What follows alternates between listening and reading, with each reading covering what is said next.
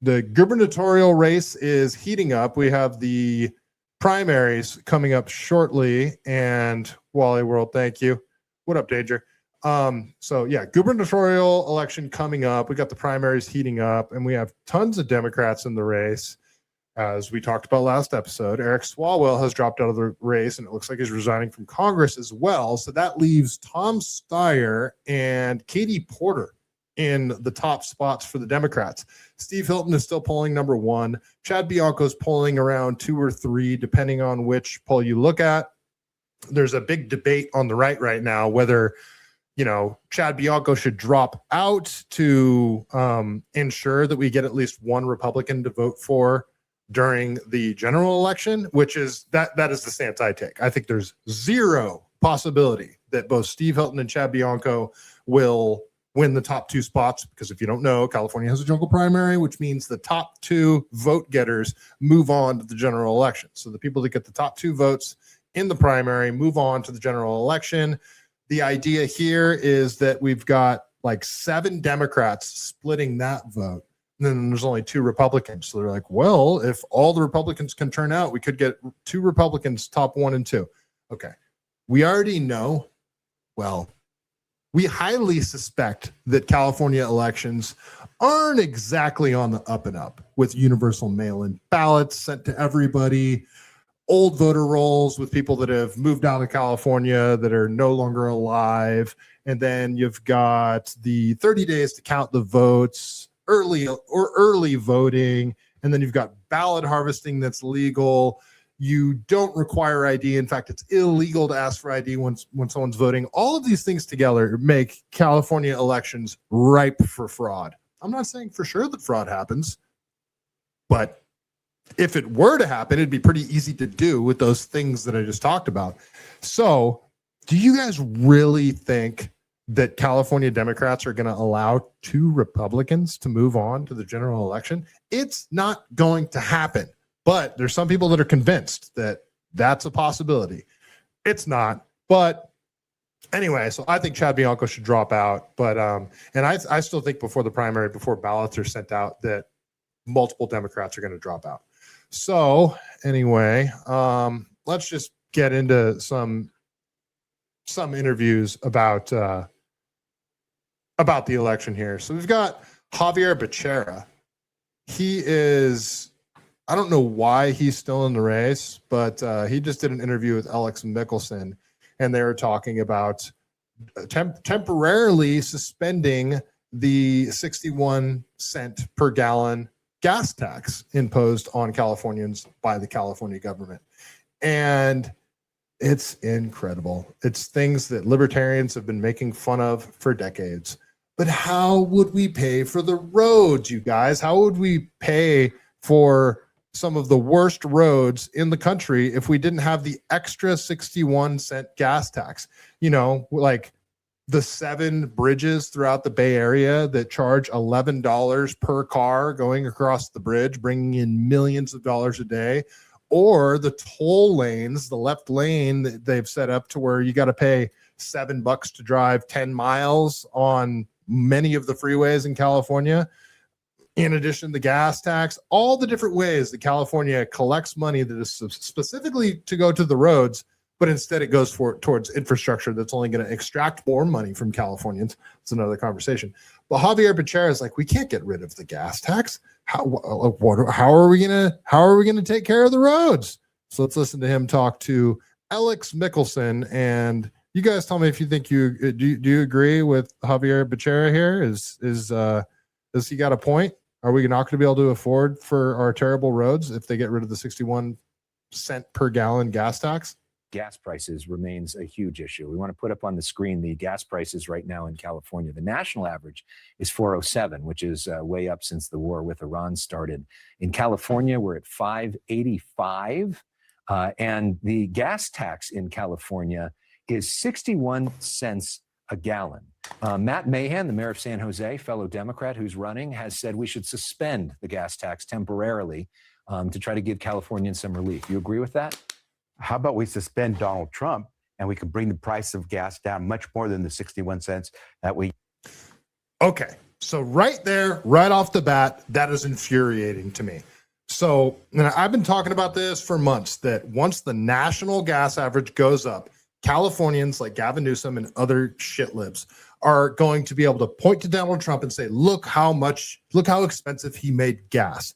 When California gas prices are already on average around $1.80 higher than the national average. And that's not just because of the gas tax. That's because California has refineries shutting down, and we have to have our own special blends that are specific just for California. And California has made it unaffordable for refineries to stay in business. It just doesn't make business sense for them to, keep their operations running. So we're soon losing our Benicia plant. That is is it Chevron? I can't remember what the Benicia plant is, but the Phillips 66 plant out in Southern California, that one already shut down. We used to have a lot more refineries, and now we're down to very few refineries. I don't have the exact numbers with me right now, but so two reasons. You've got the cap and trade, the California gas tax, and then also just the fact that it's more expensive to produce gas in California due to the regulation on oil and gas industries. So even before this war with Iran started, you could be making the same point. Hey, should we temporarily... It's funny because taxes themselves are always only supposed to be temporarily. Valero over in Benicia. So thanks, Danger. So taxes are always introduced as just a temporary thing anyway. Before the war started, couldn't Democrats have started saying like, hey, should we temporarily suspend the California gas tax? Because, Californians are having a hard time getting by right now. All prices are astronomical, and the working class people that have to commute 50, 60, 70, 100 miles a day, maybe we could give them some relief. The middle class, the lifeblood of California. My dog is borking in her sleep right now. Look how cute she is. Look at her. Her and Molly over there cuddling. You see their heads next to each other? Anyway, sorry. They could have suggested temporarily or altogether getting rid of the California gas tax before the war started. But I apologize. I'm ranting right now. But Xavier Becerra is saying essentially that gas prices are high because of Donald Trump, which in part is true. But again, California gas prices are astronomically higher than the national average due to Democrat policies. So I'm gonna let him respond again. So let's listen to what Xavier Becerra has. It's only a minute and 35, so I'll let the rest of the clip play before I add any more nonsense to this. How about we suspend Donald Trump and we can bring the price of gas down much more than the 61 cents that we get from the gas tax? If you don't have a gas tax, how do you keep your roads repaired? How do you build the bridges that you need? How do you fill the potholes? I mean, what Mahan would say is that the gas tax is actually not very helpful when, say, folks like have the money to buy EVs. They're not now paying for gas. So we got to redo this, make this more progressive. And a lot of folks who have to buy gas vehicles because they can't afford the other are now paying the gas tax. Whether it's an electric vehicle or not, you're using the roads. The gas tax provides us with the resources to fix the roads, to build the roads. Okay, I'm sorry. I couldn't make it through the entire clip. Well, you're using the roads, so you got to pay the gas tax. What about our car registration? I have a 1990 vehicle, and it just cost me $300 or something to pay the registration. So what about that? And then he mentions, how are we going to build the bridges? Every car that passes over the bridge, 7 different bridges in the Bay Area, pays $11 a day. One bridge brings in millions of dollars every single day. The bridges pay for themselves over what? 2, 3, 4, maybe 5 years of a bridge's existence, it pays for itself. Who's going to fill the potholes?